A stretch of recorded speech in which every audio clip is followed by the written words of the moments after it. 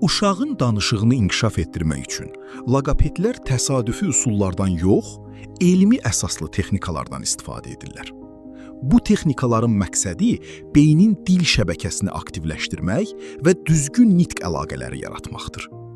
Birinci texnika: model və genişləndirmə metodu.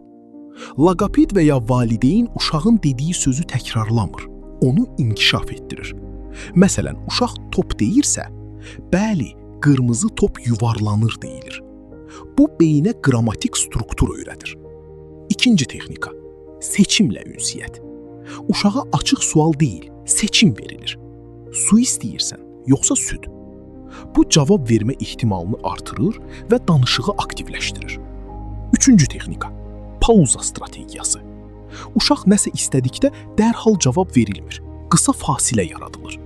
Bu zaman beyin ifadə etmə ehtiyacı hiss edir. Dördüncü texnika: oyun əsaslı dil stimulyasiyası. Uşaq stres olmadan oyun içində sözləri öyrənir və təkrar edir. Bu beynin öyrənmə sürətini artırır.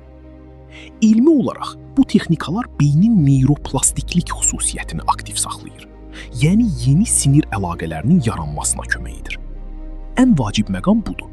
Bu proses məcburiyyətlə yox, təbii ünsiyyətlə işləyir. Ən böyük səhv isə uşağı çox danışdırmağa çalışmaqdır. Çünki nitq inkişafı çox danışmaq deyil, düzgün ünsiyyət qurmaq prosesidir. Sizinlə idi psixoloq Kərim Kərimzadə.